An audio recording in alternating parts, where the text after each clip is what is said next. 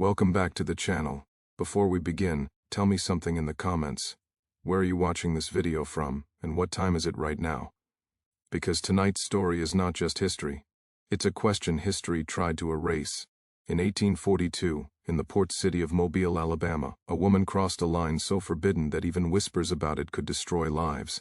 It involved love, power, race, law, and a marriage that should never have existed. What happened behind closed doors was so dangerous that records vanished, witnesses went silent, and the truth was buried for generations. This is not a story about romance. It's not even a story about rebellion. It's the story of a widow, a man she was never allowed to love, and a union the law said was impossible. And by the end of this video, you'll understand why this marriage still haunts American history. Mobile in the early 1840s was a city that believed it understood itself completely. It stood confidently on the edge of the Gulf, prosperous and proud, convinced that its order was natural and eternal. The docks were always busy, crowded with ships arriving heavy with goods, and leaving even heavier with cotton, timber, and the invisible weight of human suffering. To an outsider, Mobile looked like success carved into brick and wood, a place where civilization had tamed the wilderness and turned it into profit. But to truly know the city, one had to listen not to what was said, but to what was carefully avoided. Every morning began the same way. The heat arrived early, pressing down on rooftops and narrow streets, forcing people into predictable routines. Merchants opened their shops, clerks counted ledgers, church doors stood ready for the faithful, and enslaved men and women moved through the city performing labor so essential that it became invisible. Their presence was constant, yet their humanity was denied so completely that most white citizens no longer noticed the contradiction. This blindness was not accidental. It was taught, reinforced, and rewarded. Mobile functioned on rules that were rarely written but always understood. Who could speak, who must remain silent, who could walk freely, and who needed permission for every step. All of this was known without explanation. The city trained its people early. Children absorbed these truths before they could read. By adulthood, obedience felt like common sense rather than submission. Race was the foundation of everything. It defined social standing, legal rights, and moral worth. White citizens lived within a structure designed to protect them, while black citizens, enslaved or free, existed within a structure designed to control them. The law was explicit, but the culture was even more ruthless. A person did not need to break a statute to be punished. Suspicion alone could be enough. Women occupied a particularly delicate position. They were valued as symbols of purity, order, and family honor, yet denied true authority. Their safety depended entirely on male protection, a father, a husband, or a guardian. Without one, a woman became something dangerous in the eyes of society, unpredictable. Independence in a woman was treated not as strength, but as a flaw waiting to become a scandal. Widowhood, therefore, was not merely a state of grief. It was a social crisis.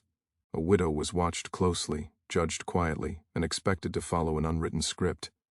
She was allowed sorrow, but not freedom. She could manage household affairs, but only temporarily. The expectation was clear. She would either retreat into quiet respectability or remarry appropriately and restore order. Any deviation invited speculation, and speculation in Mobile had teeth. The city thrived on observation. Windows were always open, figuratively if not literally. Conversations paused when someone unfamiliar entered a room. Neighbors noticed who visited whom, how long they stayed, and at what hour they left. Nothing truly private remained so for long. Reputation was the most fragile possession anyone could have, and once damaged, it rarely recovered. Wealth might shield a person for a time, but even wealth had limits. Religion gave this surveillance a moral vocabulary. Sermons spoke of God's design, of hierarchy and obedience, of sin and punishment. These messages reinforced the idea that the social order was not merely human-made, but divinely approved.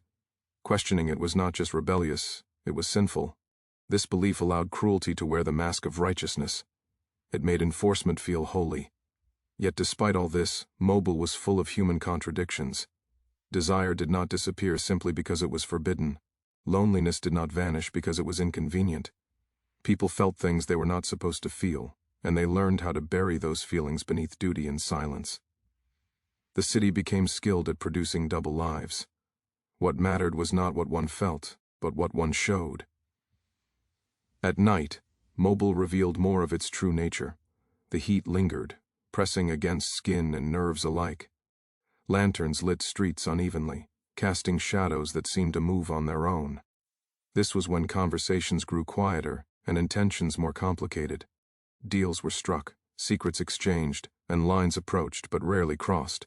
Everyone understood how far was too far, or believed they did. The laws regarding race were particularly unforgiving.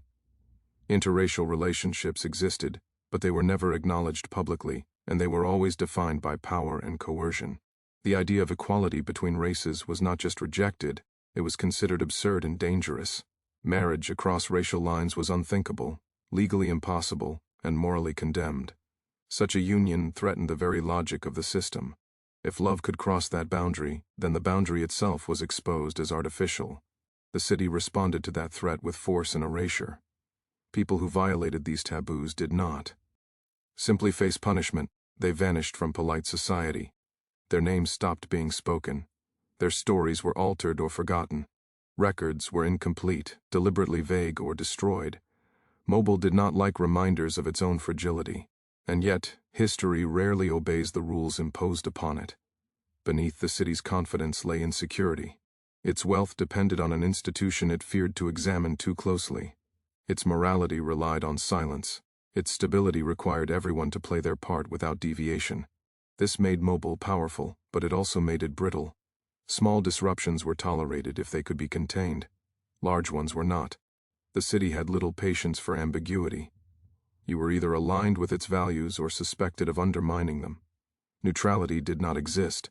This environment produced compliance, but it also produced tension, a constant pressure beneath the surface. People learned how to survive within this pressure.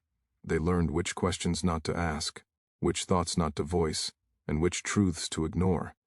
The city rewarded this discipline with safety. Those who mastered the art of silence lived comfortably. Those who did not paid a price. For enslaved people, silence was enforced by violence and law. Their lives were regulated so completely that even their emotions were considered property of someone else. Love, grief, hope, none of it was recognized. To acknowledge their inner lives would have complicated the system too much. So the city chose denial instead. This denial shaped everything. It allowed citizens to attend church in the morning and oversee brutality in the afternoon without confronting the contradiction.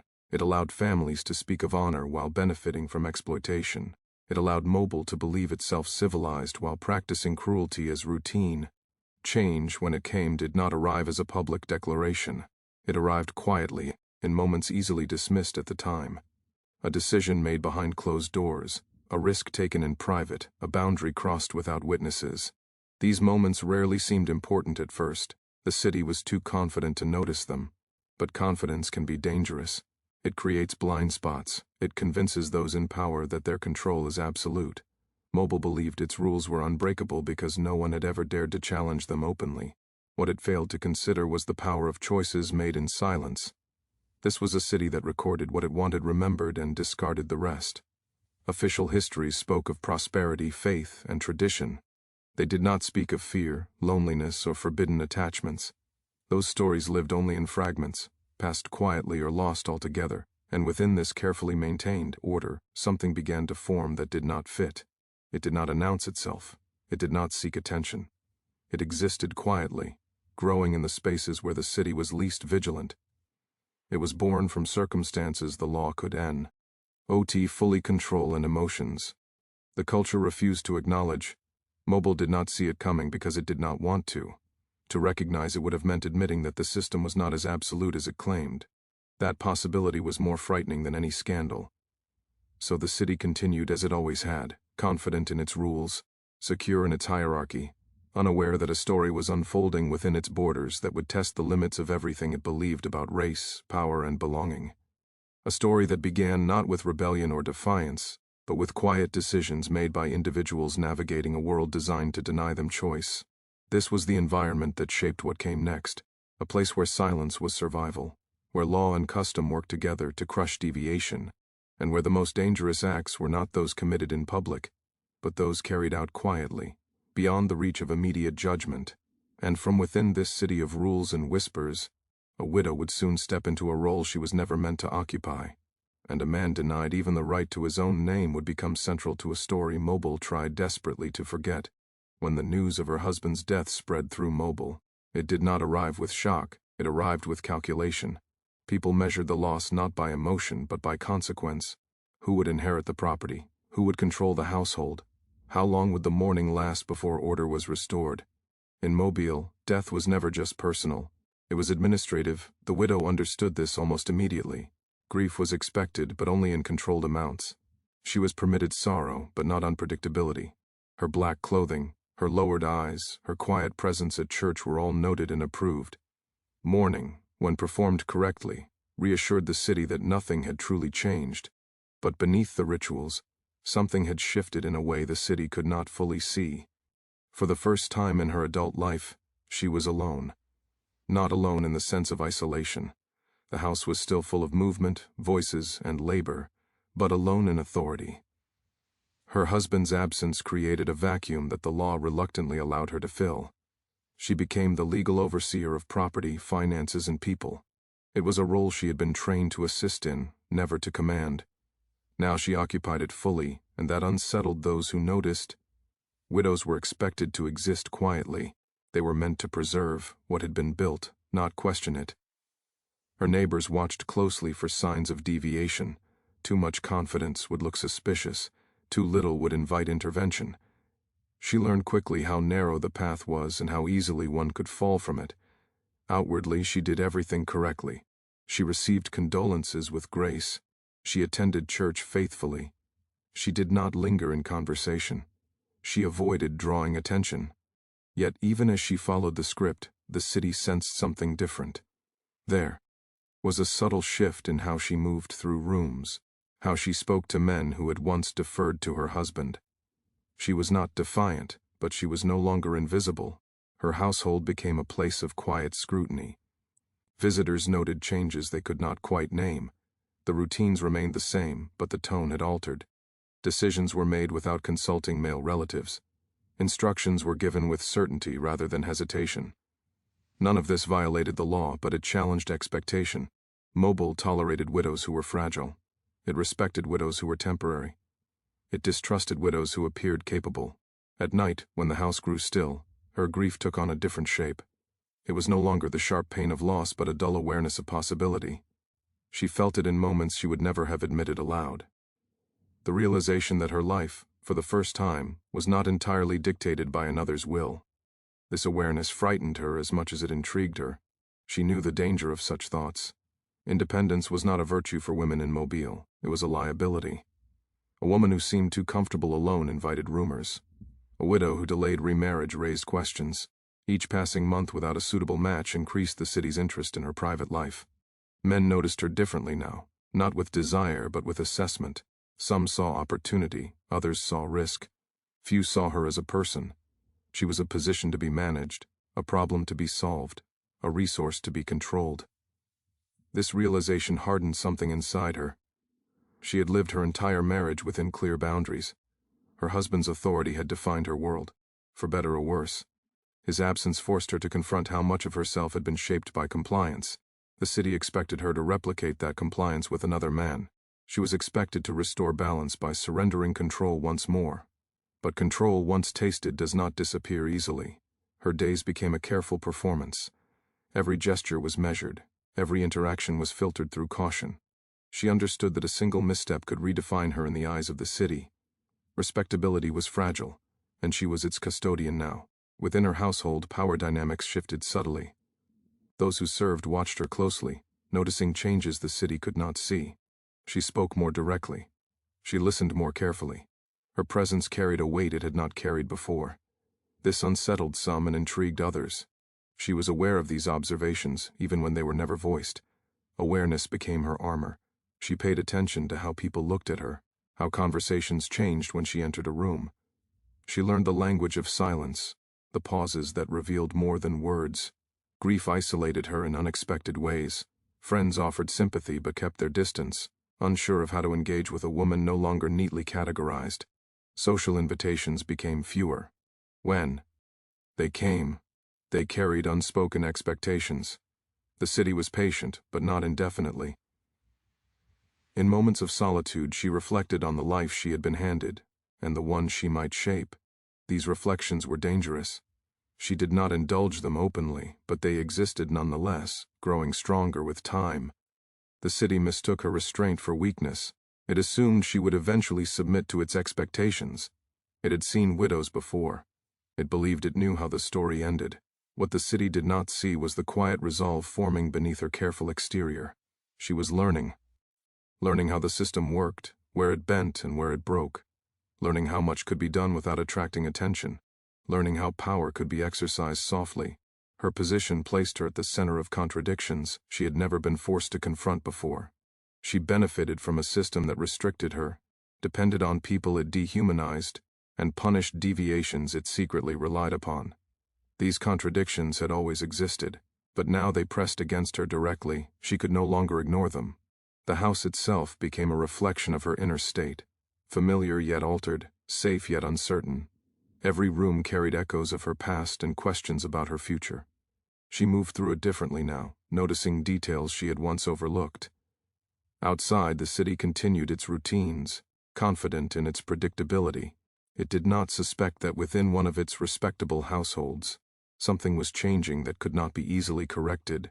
She understood the risk of standing out, but she also understood the cost of disappearing. Widowhood had given her a narrow window, temporary, conditional, but real.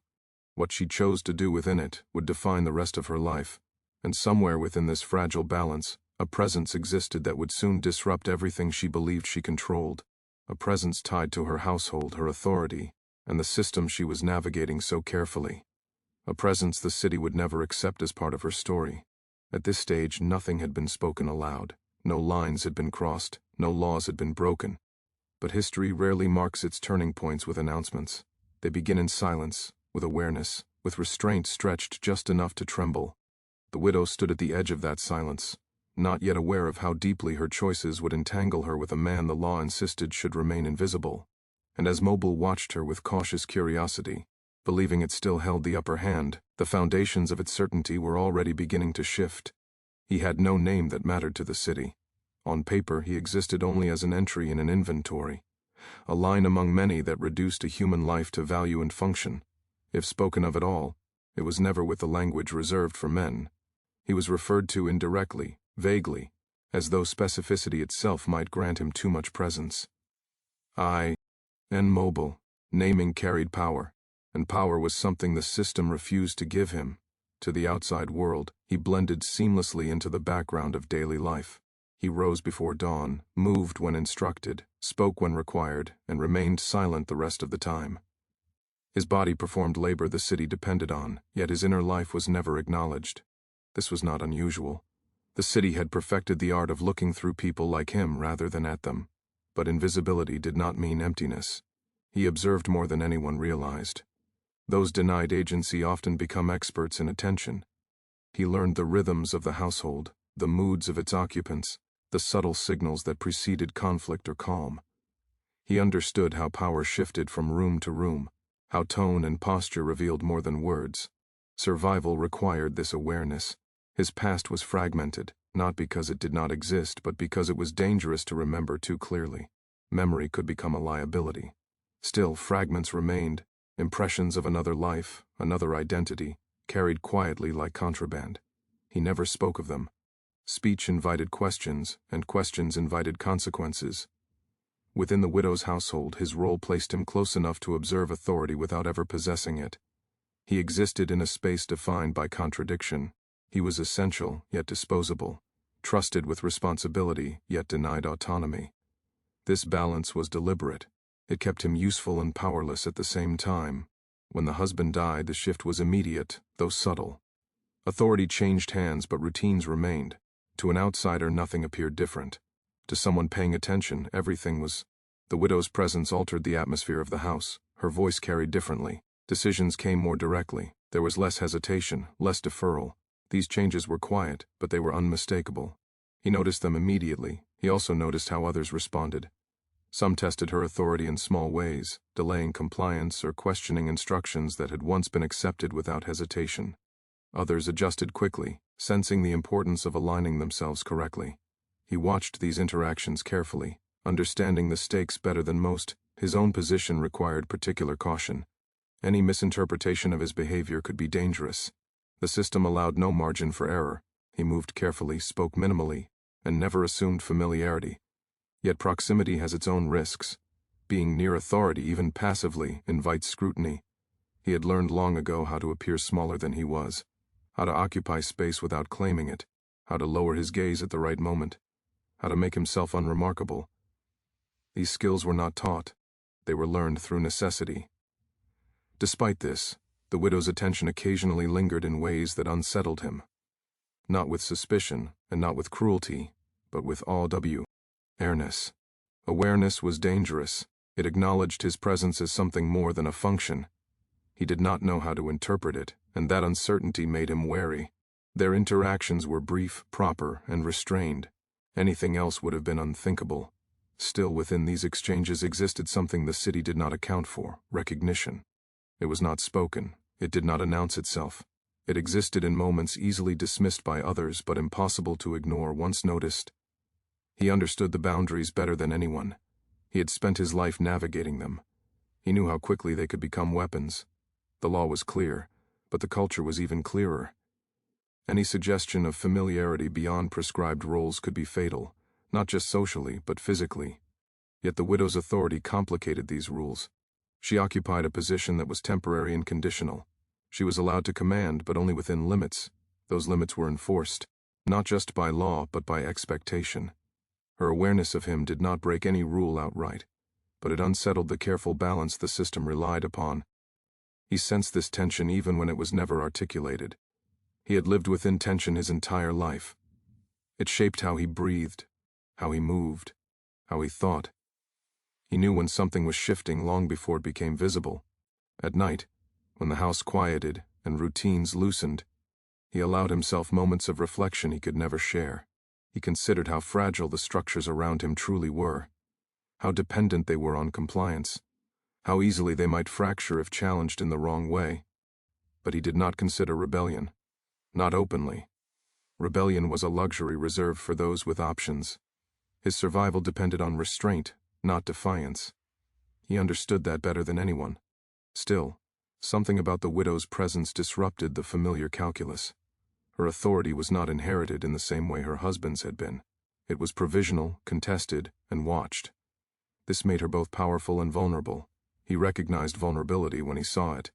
It was something the city exploited mercilessly. He observed how she carried herself in public versus private spaces, how her composure tightened under scrutiny, and loosened when she believed herself unobserved. These observations were not acts of curiosity. They were habits formed by necessity. Awareness was survival. Their exchanges remained formal, yet charged with an unspoken understanding. She addressed him directly when necessary, without the casual dismissal others employed. This alone set her apart. It was not kindness in the conventional sense, but it was acknowledgement. Acknowledgement carried weight. He did not mistake this for safety. The system did not allow safety for someone in his position. He trusted structures less than people, and people less than silence. Silence had kept him alive this long. The household became a place of layered observatio. Everyone watched everyone else, though not equally. He watched from below, unseen, while others watched from above, assuming they were the only ones paying attention. This imbalance gave him insight few others possessed. He noticed how the widow navigated her authority carefully, never asserting it too loudly. He recognized this strategy. It mirrored his own. Power exercised softly attracts less resistance. Both of them, in their own ways, were learning how to exist within constraints designed to limit them. The city would never acknowledge this parallel. It insisted on absolute separation between their worlds. Yet within the walls of the house, those worlds existed closer than the law preferred. He was acutely aware of the danger of proximity. The system allowed closeness only when it reinforced hierarchy. Anything else was a threat. He kept his distance physically and emotionally, even as circumstances drew them into shared spaces. Time passed, and nothing overt occurred. That was precisely what made the situation so precarious. The absence of visible transgression created a false sense of stability. The city relied on visibility to enforce its rules. What happened quietly escaped immediate notice. He understood that survival often depended on being underestimated. He had lived his entire life under that assumption. The widow, too, was being underestimated in different ways. The city believed it understood her trajectory. He was not so certain. He did not allow himself to imagine futures. Hope was dangerous. It created expectations the world was eager to punish. Still, awareness changed him. Recognition, once experienced, could not be undone. The system required him to be a thing, not a person. Yet moments of acknowledgement chipped away at that imposed identity. This did not free him, but it complicated his existence in ways he could not ignore. He remained careful. He had to. The law did not forgive mistakes, and society did not forgive perceived insolence. Any misstep could be fatal, not just to him, but to others connected to him. The widow's household continued to operate smoothly, reinforcing the illusion that nothing had changed. To the city, it was a respectable home managed by a grieving woman awaiting her next role. To those within its walls, the atmosphere was more complex. He sensed that whatever was forming was not intentional. It was not planned. It emerged from circumstance, proximity, and awareness. These were the most dangerous kinds of developments, because they resisted easy control. History often marks its turning points with declarations, but real change begins elsewhere. It begins in recognition, in the quiet realization that the rules governing one's life are not as immutable as they appear. He did not know what would come next. He only knew that the familiar balance had shifted. The widow's presence, her authority, and her awareness intersected with his existence in ways the system could not easily reconcile. Nothing had been said, nothing had been done, and yet the foundations of the story were already in place. The city remained unaware, confident in its order, while within a single household, lines that were never meant to blur were beginning to lose their sharpness. And when those lines finally did blur, Mobile would respond as it always had, with fear, force, and erasure. But for now, the danger lived quietly, suspended in silence, waiting for the moment when restraint would no longer be enough. The lines between caution and curiosity are often thinner than anyone admits, and in the widow's household, those lines were beginning to blur. It started with the smallest of actions, subtle gestures that might have gone unnoticed in another context but could never escape the scrutiny of two people who had learned to observe carefully. A look held slightly too long, a pause before responding, a question asked in a tone meant only for the ears of one person. The city outside would have labeled these as insignificant, harmless even, but within the walls, their weight was palpable. The widow moved through her home with deliberate attention. She measured the timbre of her voice, the inflection of a command, the sway of her posture. She was aware that she had inherited power she had never sought, a precarious authority that could be taken from her as easily as it had been granted.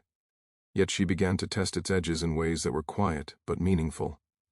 She asked questions that probed competence, not obedience, and she noticed how the man without a name responded. He offered solutions, not challenges, but his demeanor suggested more than mere compliance. It suggested understanding, and understanding in a household like this was dangerous. The man, in turn, found himself navigating a landscape more complex than any labor he had performed before. His existence had been simple once: follow instructions, remain unseen, endure. Now, he was forced to consider subtleties in every glance, every word, every silence. The widow's presence disrupted the patterns he had memorized. Her questions, the way she observed outcomes, and the imperceptible ways she tested boundaries forced him to recognize her as something more than a transient figure of authority. She was both part of the structure and an anomaly within it, and anomalies demanded attention, even from those trained to ignore them. It was in the quiet moments that the tension was most intense, when the household settled into the rhythms of evening, and the servants moved about in muted compliance. Small exchanges took on outsized importance. A shared glance across a room, a subtle nod, the placement of objects with consideration of another's path. These became a language all their own. Nothing overt was said, yet communication flowed through these imperceptible channels, crafting a connection that was neither declared nor forbidden, but existed nonetheless in a liminal space the city could not define. Outs eyed the walls. Mobile continued its routine with unshakable confidence. Markets buzzed with predictable noise. Ships arrived and departed according to their schedules, and the city maintained the illusion of stability. Yet stability, as the widow and the man experienced it, was a fragile mask. Within the household, the air was charged with anticipation. the kind that comes from recognition of potential danger and possibility simultaneously.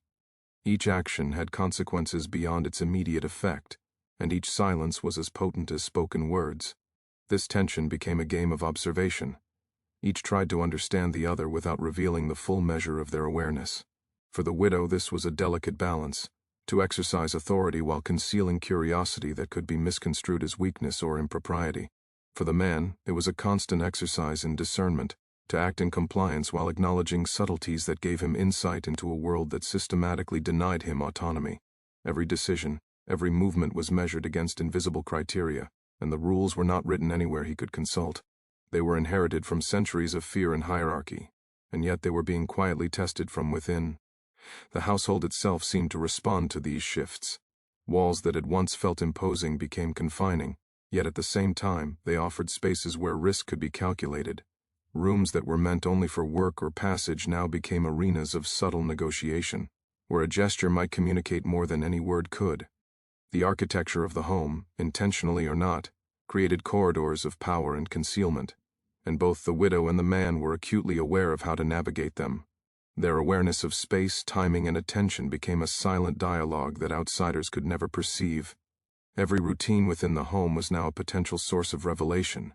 The order of meals, the handling of household accounts, the delegation of chores, all of these mundane activities carried undercurrents that tested loyalty, discretion, and perception. Small mistakes could be magnified, but so could small acts of courage or insight. The widow began to see patterns in the way the man worked that suggested intelligence and patience beyond what the city's records could acknowledge. He understood the consequences of missteps without ever needing instruction, a quality that did not escape her notice. It was during these observations that subtle emotional currents began to surface, unspoken yet undeniable.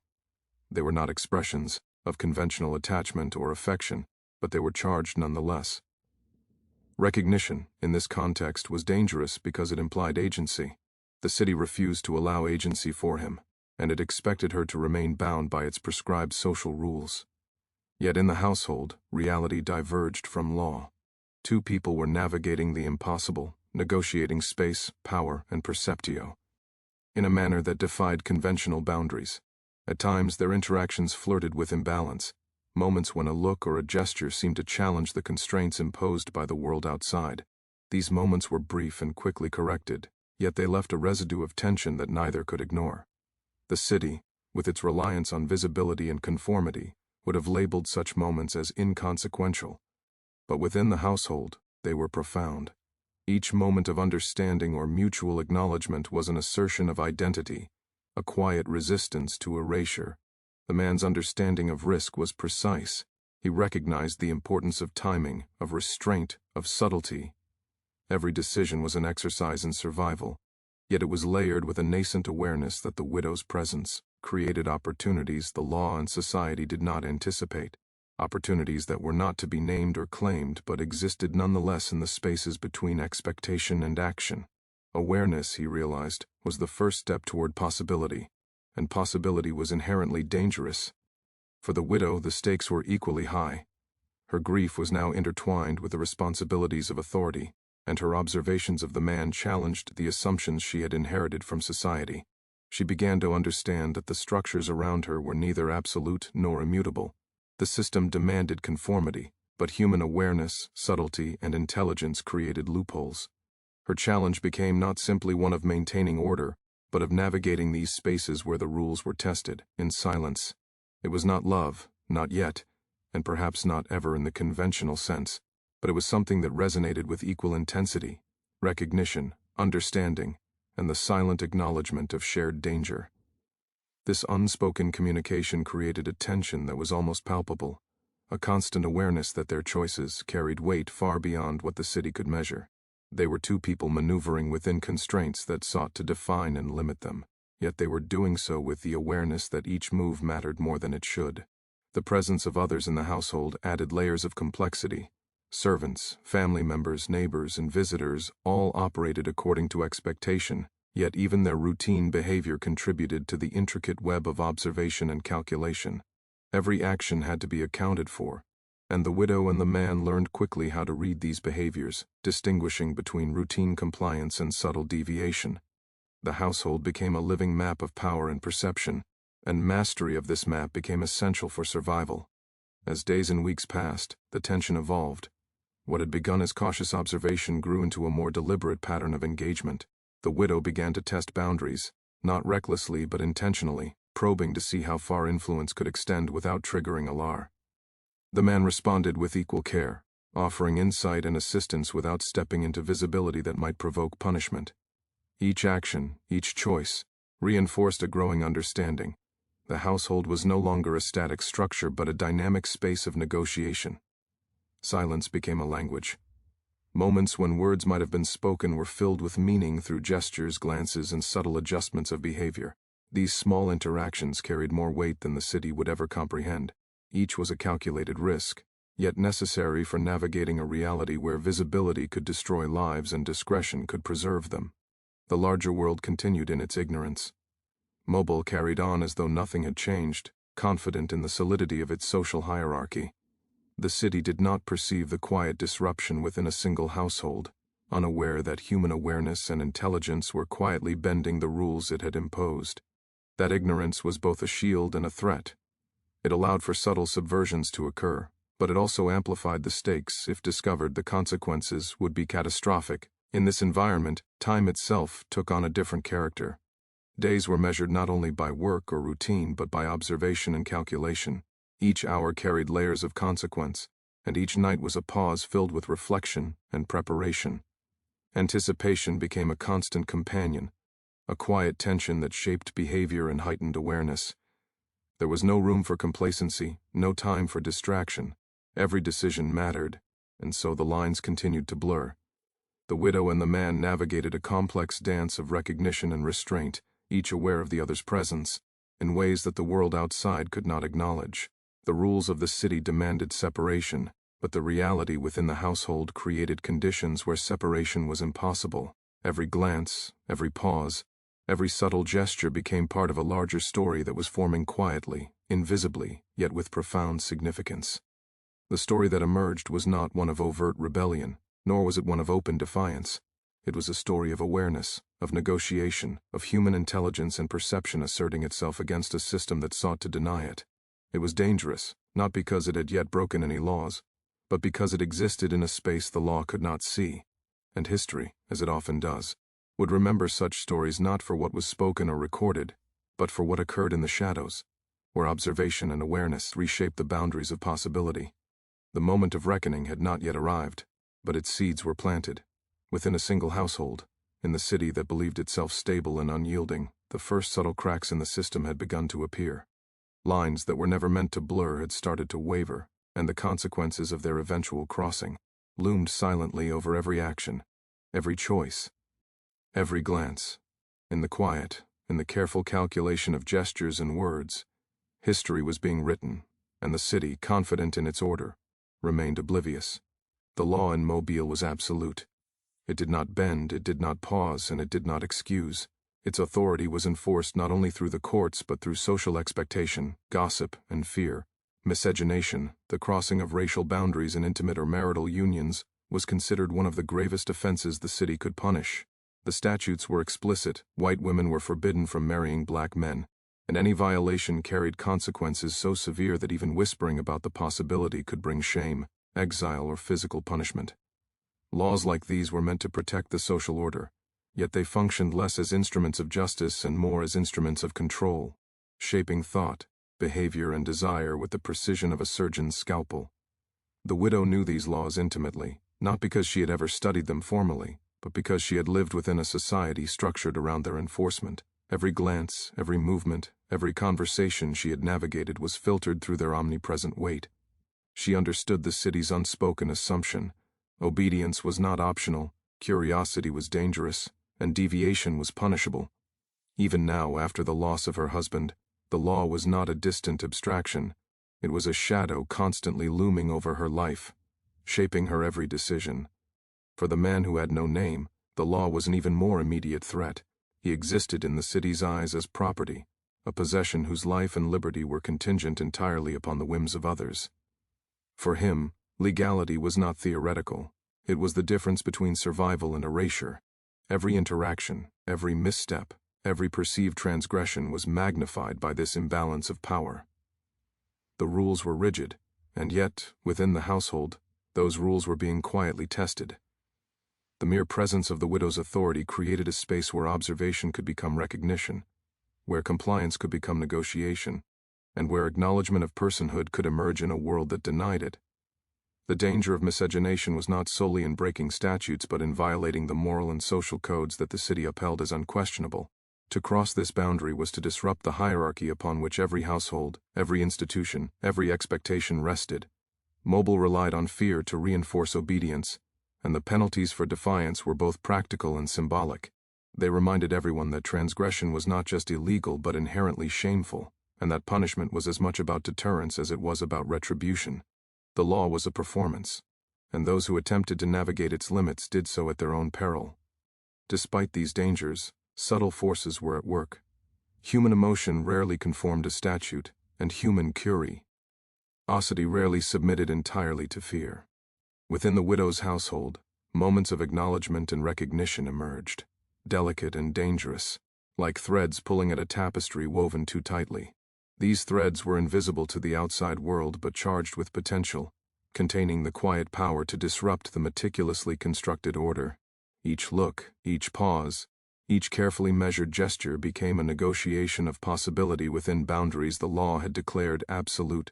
The widow was keenly aware of the risks.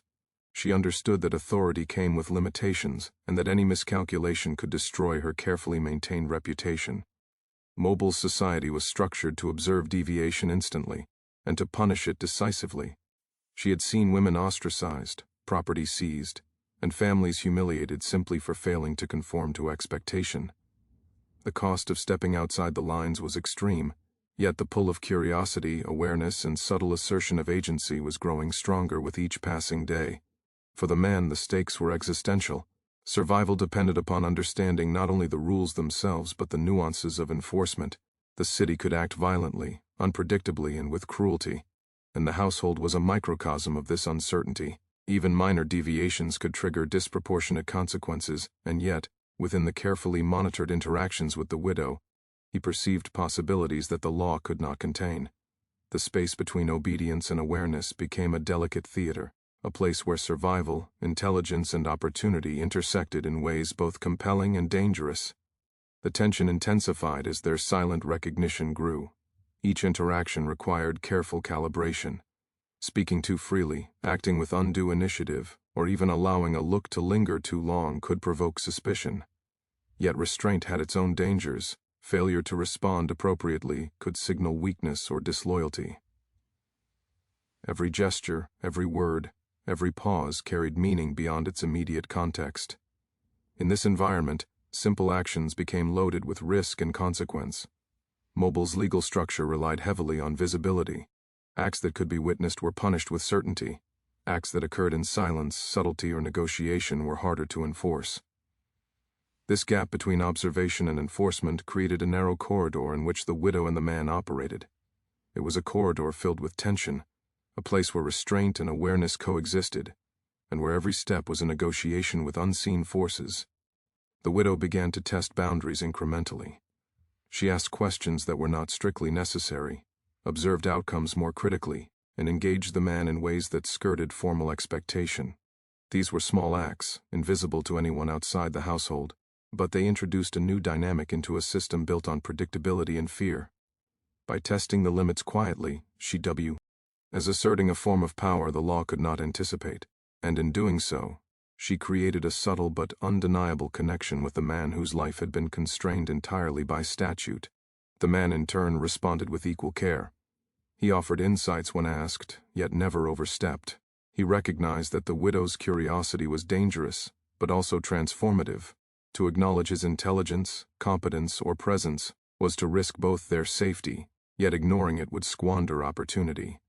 Each interaction became a silent negotiation of trust, awareness, and mutual recognition. The household itself became a stage for this careful play. Servants moved with their own sense of observation, aware of authority but uncertain of its limits. Neighbors and family members provided external pressures, their expectations implicit and constant. In this environment, awareness itself became a tool, a weapon, and a shield. The widow and the man developed a rhythm, a pattern of recognition and restraint that allowed subtle assertion without detection. Every day reinforced the danger of deviation. Gossip traveled quickly in Mobile, and rumor functioned as an auxiliary form of law. Even the faintest perception of impropriety could amplify consequences, and yet, within the household, the boundaries between legality, morality, and human awareness were being quietly tested. Recognition, the mere act of acknowledging one another's presence beyond prescribed roles, became a political act as much as a personal one. Despite the risks, the two continued to navigate this space, each aware of the fragile balance that governed their lives. They understood that nothing overt could occur, that even the slightest appearance of impropriety could provoke the wrath of both law and society. Yet in the quiet, they explored possibilities, tested boundaries, and discovered a form of agency previously denied. Every glance, gesture, and pause became charged with meaning, creating a tension that neither could fully articulate but both understood.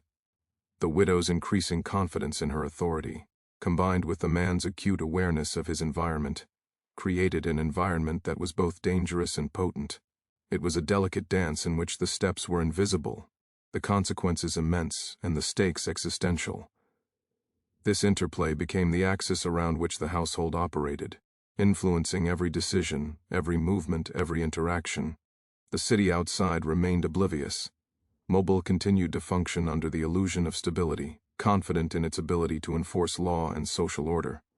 Yet inside the household, the careful balance of recognition, restraint, and subtle assertion had already begun to challenge that illusion.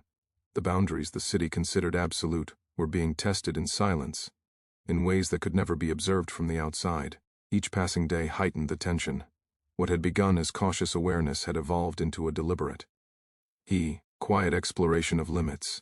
Recognition had become its own form of resistance, a subtle assertion of human identity and intelligence in a system that denied both.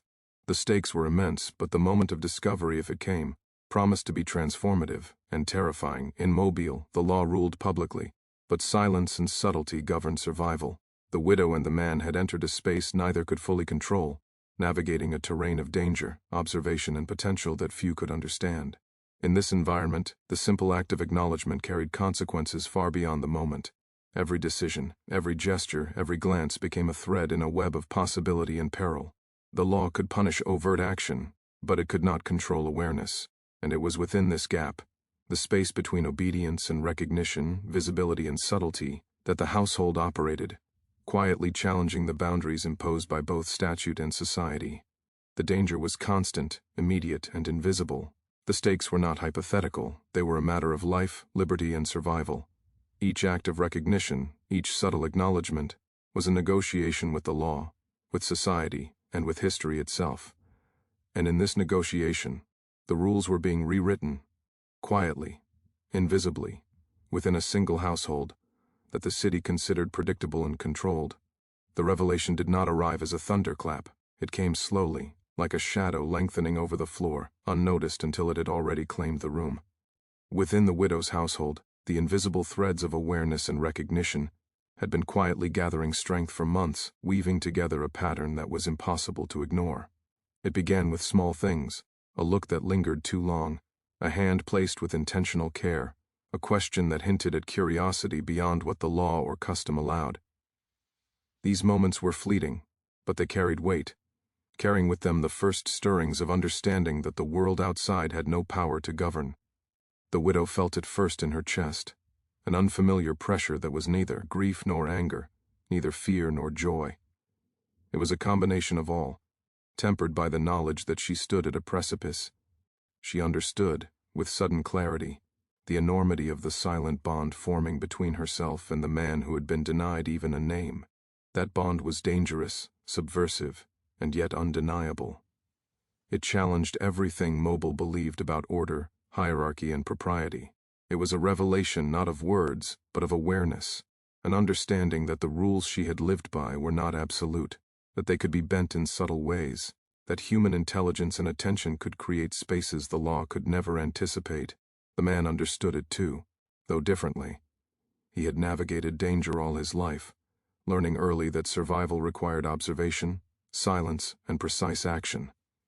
But this revelation, the recognitio.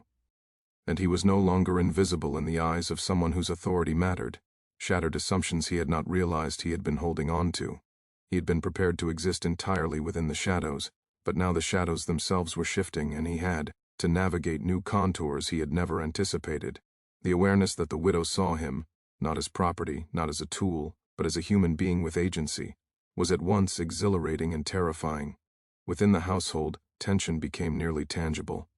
Every room seemed to carry the weight of unspoken understanding, every glance and gesture loaded with meaning that was neither overt nor acknowledged aloud. The servants, oblivious to the complexity beneath the surface, continued their routines, but their movements now intersected with subtle shifts in authority and awareness that had begun to ripple outward. Every action, no matter how mundane, was refracted through the lens of this emerging revelation, changing the meaning of ordinary tasks and infusing them with unexpected significance. The widow began to test boundaries more deliberately. She asked questions that probed competence and character, questions that seemed casual but were loaded with implication. She allowed herself moments of observation that skirted the edges of propriety, carefully noting how he responded to challenges that required judgment rather than mere obedience. Each interaction was a silent negotiation, a deliberate calibration of trust and awareness, and she felt the weight of potential consequence in every decision. The city had taught her that a single misstep could destroy reputation and social standing, yet she found herself unable to resist the subtle assertion of agency that came with observing him as a person, not a possession. For the man, the stakes were existential. One wrong move, one gesture misinterpreted, could provoke disaster, yet the revelation had opened a narrow corridor of possibility. Awareness was power, even if it was power exercised invisibly. He began to see the contours of influence that existed within the household, the ways in which discretion, intelligence, and careful timing could shift outcomes without attracting notice. Each interaction with the widow became an exercise in subtlety, a demonstration of skill in navigating a world that demanded invisibility but could not completely enforce it. Recognition, he realized, was a kind of currency, one that had to be spent with care. The dynamics between them evolved, imperceptibly at first, then more decisively. The quiet acknowledgement of one another's presence began to manifest in subtle changes in behavior, a suggestion offered when it could be ignored, a decision supported silently, a boundary respected without comment. These were not acts of rebellion, but they were revolutionary in a world designed to suppress initiative and enforce hierarchy. Every choice they made in these small moments was laden with risk and consequence, and it was also laden with possibility. Mobile outside remained oblivious. The city continued its routines with unshakable confidence, convinced in the stability of law, custom, and hierarchy. Merchants counted their profits, clerks tallied ledgers, and neighbors whispered as always, secure in the belief that transgression could not go unseen. Yet within this single household, rules that were assumed absolute were being quietly bent. The law could punish the visible, but it could not govern awareness. Recognition, subtle and silent, was a force the city had failed to anticipate. The revelation intensified as they began to navigate moments of shared observation. Each movement, each gesture, each pause became part of an invisible dialogue, a communication of understanding that required neither words nor acknowledgement. They were operating in a liminal space, where the rules of the city were suspended, where agency and intelligence could be exercised without detection, and where human recognition carried consequences far beyond immediate comprehension. This was the true danger, not open defiance, but the emergence of awareness, the assertion of personhood in a system designed to deny it. The tension extended beyond the household, touching the edges of society itself. Outsiders continued to expect conformity, yet the subtle shifts in the widow and the man's interactions created ripples that could not be contained. If observed, the city would interpret them as scandalous, impossible, threatening. But for now, the revelation remained invisible, protected by silence and careful timing. It was a secret existing in plain sight, unacknowledged but potent, a force quietly reshaping the dynamics of power and recognition. Within these dynamics, emotional undercurrents emerged, not conventional love, not yet, but a profound awareness of mutual reliance, intelligence, and observation. Recognition itself became a tether, binding them together in a way the city would never permit and could never understand. It was a connection forged not through words or declarations, but through shared understanding, subtle acknowledgement, and the quiet negotiation of boundaries. This connection was dangerous, transformative, and exhilarating, and it carried with it the inevitability of confrontation. The revelation forced both of them to reconsider everything they had believed about authority, hierarchy, and obedience. The widow began to see that power was not solely the province of the law or social convention. It could be exercised quietly, subtly, and with awareness. The man began to understand that his existence, though legally constrained, contained spaces where intelligence and observation allowed him influence. Together, their awareness challenged the assumptions of a system that claimed total control but relied on conformity and silence. Danger was omnipresent. The laws of Mobile were unforgiving, society merciless, and gossip lethal. One misstep could unravel everything they had built in silence. Yet the revelation gave them insight, and insight was a rare and valuable resource. It allowed them to anticipate consequences, navigate risk, and shape outcomes without overtly violating rules. Each day of careful recognition reinforced a tenuous balance, a quiet resistance that carried the potential for disaster and transformation in equal measure. The household itself became a microcosm of possibility and peril. Every action, however mundane, was loaded with significance. Decisions about the allocation of chores, the handling of correspondence, even the placement of objects in the home, became exercises in navigation, subtle demonstration of awareness, and tests of trust. The revelation was never announced, never named, but it shaped every movement, thought, and decision. It existed in the margins, in the spaces between command and compliance, observation and acknowledgement. With each passing day, the stakes grew. Recognition had consequences, subtle but unavoidable. Awareness could be transformed into action, and action, even if hidden, risked exposure. They moved through the household with heightened attention, measuring every interaction, every gesture, every word. Silence was both shield and weapon, a tool to preserve life and assert agency. The city outside remained unaware, confident in its order, while inside, invisible forces were quietly reshaping the boundaries of law, morality, and hierarchy. And so the revelation continued, unfolding in silence, awareness, and subtle negotiation. It was neither celebrated nor spoken of. Yet it existed with undeniable force, shaping decisions, creating tension, and redefining the possibilities for both widow and man. Within the household, history was being written in the shadows, beyond the reach of law and society, in a language of recognition, observation, and human intelligence. The aftermath of revelation is rarely immediate. It does not arrive with fanfare or declaration, but seeps in quietly, altering the landscape of thought, emotion, and expectation. Within the widow's household, the consequences of awareness and recognition began to assert themselves in ways both subtle and unavoidable. Each interaction now carried the residue of knowledge, the understanding that boundaries had been tested and rules quietly bent. Every glance, gesture, and unspoken communication was imbued with meaning far beyond its immediate context. The city outside remained unaware, confident in its laws and hierarchy, but the house itself had become a theater of consequence, a space where actions and awareness collided to reshape the very structure of authority and survival. The widow moved through her days with a careful balance of grief, responsibility, and emerging assertion. Mourning had initially dictated her behavior, confining her within socially acceptable expressions of loss. Yet as the days lengthened, it became apparent that grief alone could no longer define her. It had shifted entirely onto her shoulders, and with it came both opportunity and peril. She began to exercise judgment more decisively, to ask questions that probed the limits of competence and character, and to observe with a precision that unsettled those around her. This careful attention, once subtle, had grown into a form of influence, and influence, even exercised quietly, carried power and danger in equal measure. For the man who had no name, every day became a negotiation of survival. His existence, legally defined as property, left him with little room for agency, yet the revelation had created spaces in which intelligence and awareness could operate invisibly. He moved with deliberate caution, offering insight only when necessary, speaking only when prompted, and observing constantly. Each action was an exercise in restraint, yet every interaction with the widow carried the weight of unspoken acknowledgement. Recognition had become a silent currency, and navigating its use required skill, foresight, and patience.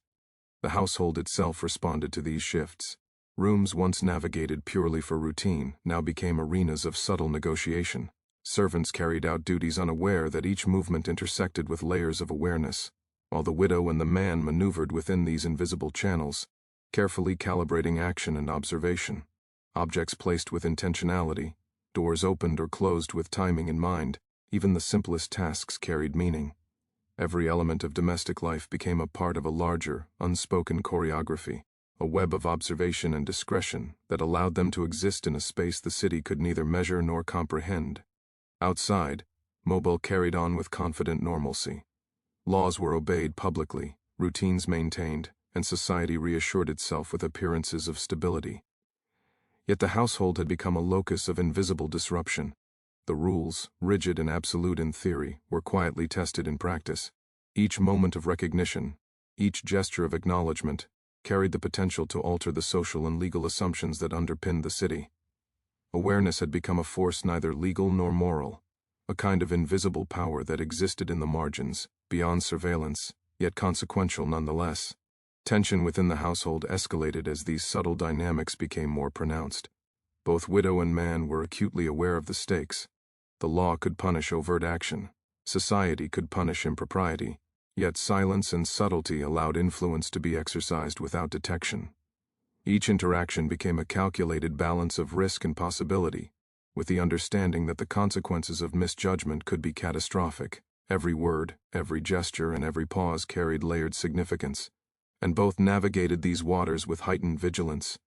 Emotion, long suppressed under the weight of law and social expectation, began to surface in these interactions, not as overt attachment but as an awareness of mutual reliance, intelligence, and perception. The widow recognized in him a mind capable of understanding nuance, foresight, and survival under constraint. The man recognized in her the capacity to wield authority with subtlety, discretion, and careful judgment.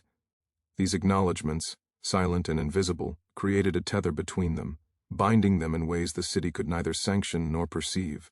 It was an emotional landscape fraught with risk, charged with tension, and impossible to articulate aloud. The widow's influence grew incrementally.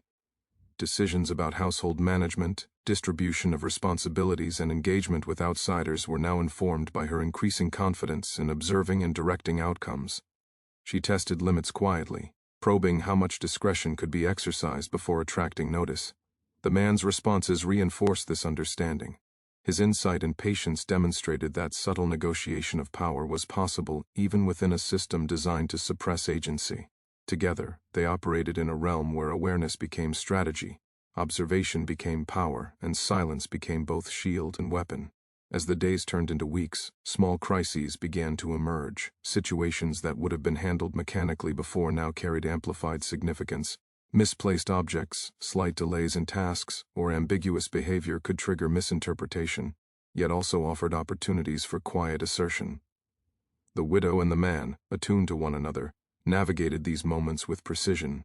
Each crisis became a test of awareness, a measure of control, and a demonstration of the fragile but potent influence they could exert without overtly challenging authority. Their connection, though unspoken, became increasingly evident to themselves.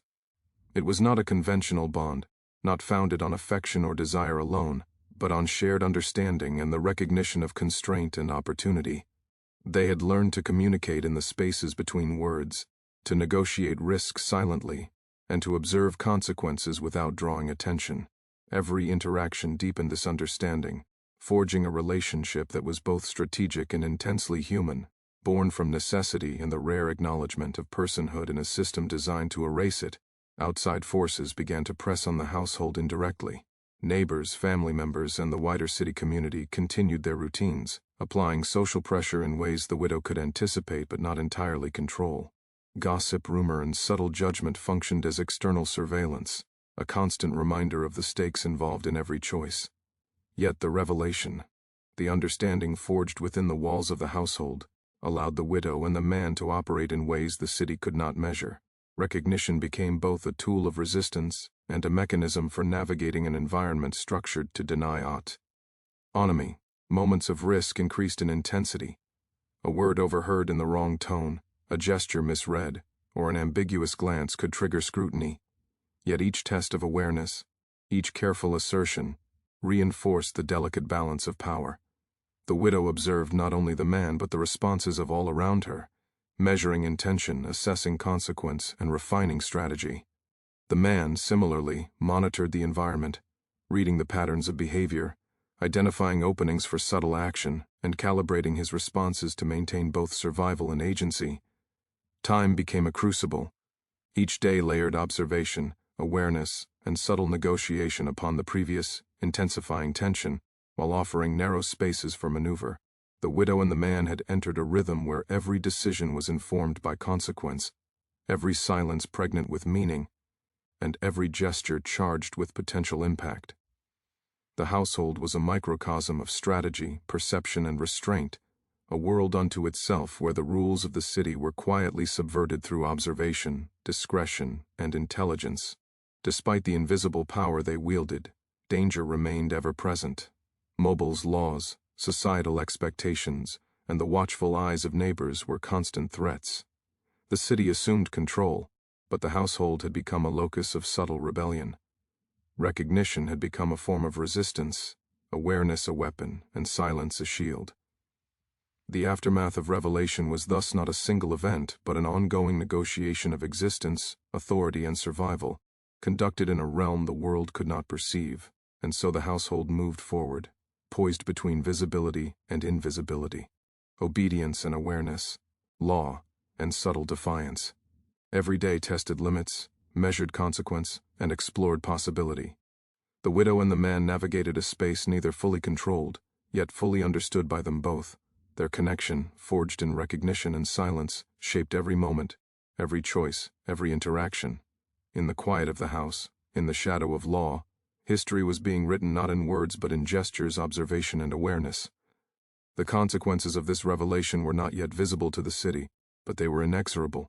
Each action, each recognition, each silent negotiation was a step toward a transformation that neither law nor society could dictate. The household, once a space of routine and compliance, had become a crucible of tension, intelligence, and subtle resistance. The aftermath of revelation had arrived, silent and pervasive, shaping not only behavior but the very possibilities of survival, agency, and human recognition within a system built to deny them. Legacy is a strange thing. It does not always manifest in monuments, statutes, or recorded history.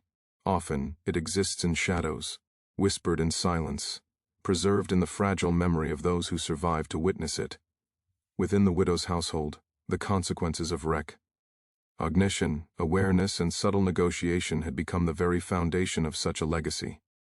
The city outside, confident in its order and law, had no understanding that a story had unfolded in the quiet spaces of domestic life.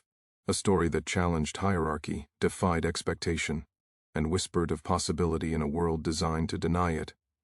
The household moved with a rhythm both familiar and extraordinary. Daily routines continued, the preparation of meals, the cleaning of rooms, the attending to visitors, but each act carried the residue of months of observation, negotiation, and silent acknowledgement. Nothing had been overtly transgressive, yet everything had changed. The widow had learned to exercise authority with subtlety, recognizing that power could exist not only in command, but in awareness, patience, and careful calculation. She had learned that influence could be exerted quietly, invisibly, and without provoking the full force of the law or social expectation. The man, similarly, had transformed in ways that would never be formally recorded. He had moved from a position defined entirely by ownership to one shaped by awareness, skill, and discretion. His existence, though still legally constrained, had become a series of carefully negotiated interactions in which agency, intelligence, and recognition allowed him influence the city could not perceive. He had learned to operate, within the margins, to turn observation into power, and to exist not merely as property, but as a participant in a subtle, invisible narrative that the law could neither define nor control. Together, their silent partnership, unspoken, invisible, and fraught with risk, became a mechanism through which the household survived, adapted, and even thrived. Awareness was a form of currency, and, in its careful exchange, both widow and man had discovered a space of freedom that the city could never formally sanction. Every decision, Every gesture, every measured pause carried the potential for consequence, yet also for empowerment. This was a legacy not written on paper, not sung in ballads, and not recognized by society. It existed in the delicate interplay of intelligence, observation, and survival. Yet legacy is never free from tension or danger. The city, with its rigid social hierarchies and unyielding laws, remained a looming presence. Gossip, judgment, and surveillance persisted beyond the walls of the household, reminding both widow and man of the fragility of their existence. Recognition was a powerful force, but it was invisible. Should it be discovered, consequences would be immediate, severe, and inescapable. This awareness, of law, of observation, of potential exposure, infused every action with gravity. Life, in this context, was a continuous negotiation between survival and agency, visibility and discretion, obedience and the quiet assertion of humanity. The widow's authority evolved into something remarkable within these constraints. She learned to manipulate perception without revealing intention, to assert influence without creating overt disruption. She observed the responses of all within her household, anticipating actions, guiding behavior, and exercising judgment with precision. Authority, she discovered, was not simply a matter of law or status. It was a matter of perception, attention, and understanding. The legacy she created, though invisible to the world, was profound. The quiet reshaping of power and influence through intelligence, subtlety, and careful negotiation. For the man, survival became intertwined with mastery of these same dynamics. He had learned to exist not only within the constraints imposed by law, but within the subtle spaces created by observation and discretion. Each decision was a calculated exercise in awareness, each gesture an assertion of competence and intelligence. Recognition from the widow was a tool and a danger, a means of influence and a test of restraint. Together, their interactions created a microcosm in which the rules of the city were not abolished, but reinterpreted, subtly and invisibly, in ways that ensured both survival and influence. Emotion, long suppressed by fear, expectation, and law, found expression in subtle forms. It was not conventional affection, nor was it openly articulated. Yet it was no less powerful. Moments of acknowledgement, understanding, and shared attention became a form of connection, a tether forged through necessity and insight. This connection, though invisible to the world, was potent, shaping decisions, reinforcing survival strategies, and creating a private narrative of human awareness in a city that systematically denied it. Time in the household assumed a different quality. Days were measured not only by work or routine, but by observation, calculation, and the silent negotiation of consequence. Every hour carried layers of meaning, every pause was an opportunity for reflection, and every glance contained potential revelation. The rhythm of life became a subtle dance, choreographed by awareness, discretion, and intelligence, where every step mattered. The world outside continued in its ignorance, confident that order prevailed, while inside, history was being written in shadows. The legacy of this time extended beyond immediate survival. It was a demonstration that human agency, awareness, and intelligence could exist even under extreme constraint. The widow and the man had created a space in which recognition, observation, and subtle negotiation allowed the impossible to exist quietly and invisibly. These lessons, unspoken and undocumented, would resonate beyond their immediate lives, a testament to the resilience of human spirit and the power of intelligence in negotiating the boundaries of law, custom, and expectation. Yet the danger remained omnipresent. Mobile's laws, societal norms, and expectations of propriety were unforgiving, and any breach, however subtle, could provoke severe consequences. Recognition and awareness were both tools and threats. They allowed navigation of constraints, yet they carried the constant possibility of exposure. Every action, gesture, and choice remained measured against this reality. Survival required vigilance, intelligence, and discretion, and these qualities had become the defining features of both widow and man within their shared environment. Even as the immediate danger persisted, the household continued to function with an air of quiet authority and precision. Decisions were made thoughtfully, actions executed with intention, and behavior guided by both risk and opportunity. Observation remained central to survival. Each interaction was analyzed, interpreted, and carefully adjusted. The legacy of recognition and subtle negotiation shaped the very fabric of daily life, creating a structure in which human agency could be exercised without overt transgression, in which influence could exist without visibility, and in which survival and subtle empowerment coexisted. As the weeks and months passed, the household became a repository of unspoken lessons. It demonstrated that power, recognition, and awareness could exist even in a city designed to deny them. It showed that human intelligence, patience, and discretion could carve spaces of freedom within rigid structures of control. And it revealed that connections forged in observation and recognition, though invisible to the world, could have profound effects on behavior, authority, and the possibility of subtle resistance.